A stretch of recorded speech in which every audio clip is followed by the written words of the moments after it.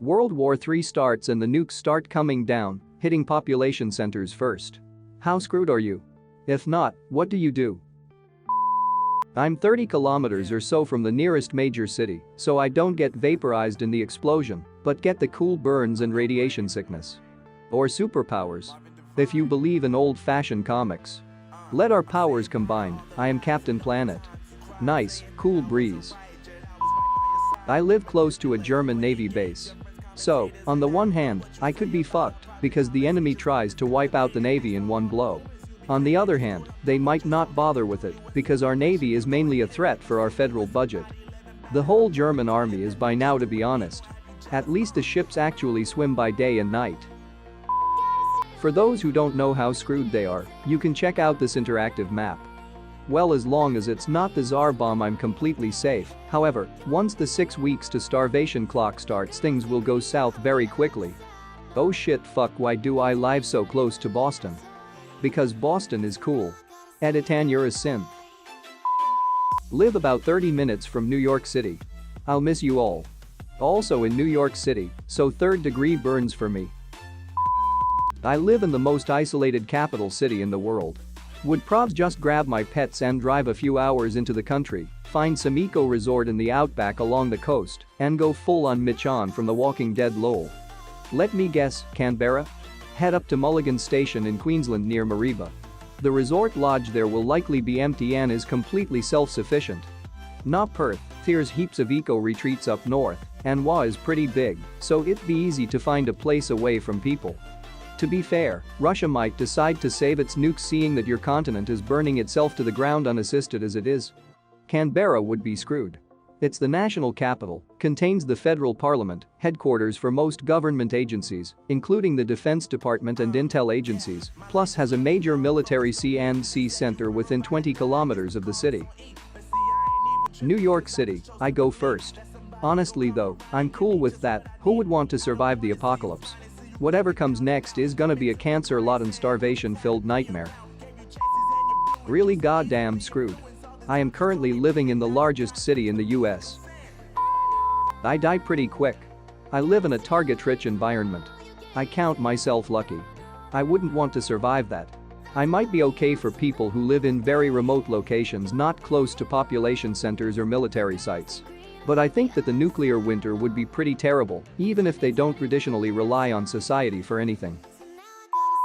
I guess I can add on to this. Being in bumfuck nowhere for the holidays has its benefits, so I know I probably wouldn't be hit first. Knowing that usually only high population areas and military installations are targets for nukes, I'm relatively safe. I would probably go into a Red Dawn type situation if whoever fired on us decides to invade. Small town and rural folks would probably own enough guns to start a small militia. Or go to that government bunker in West Virginia and hope they let me in. But what about weather patterns? I'm safe from the immediate effects of targeted military installations or major metropolitan areas. So I'd have a day or two to pack up and GTFO of Dodge, so to speak, because the wind directions for me almost always go south to north. Didn't think about the winds. I'd probably head towards inland, maybe the Colorado Rockies, avoiding all the big cities on the way. It's for certain that anything on the coast is screwed. I'm in Worcester, so I'll probably die once the radiation reaches us from Boston. At least I'll have some time to accept my fate and rant on Twitter or travel out of state.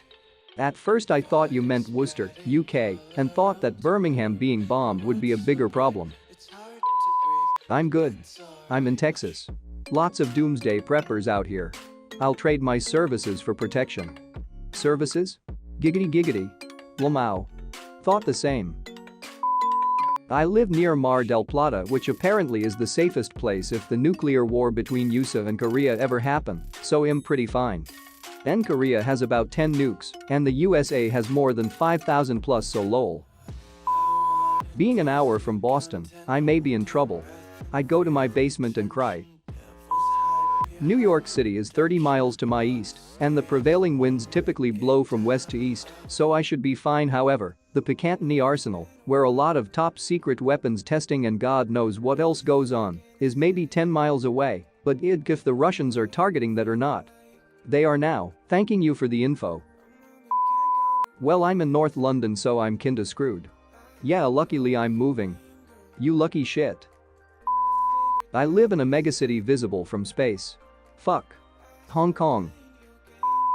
I live outside a major city but commute in for work. It takes me over an hour to get in or out on a good day. I'm going to be a shadow on the wall. Take lunch early.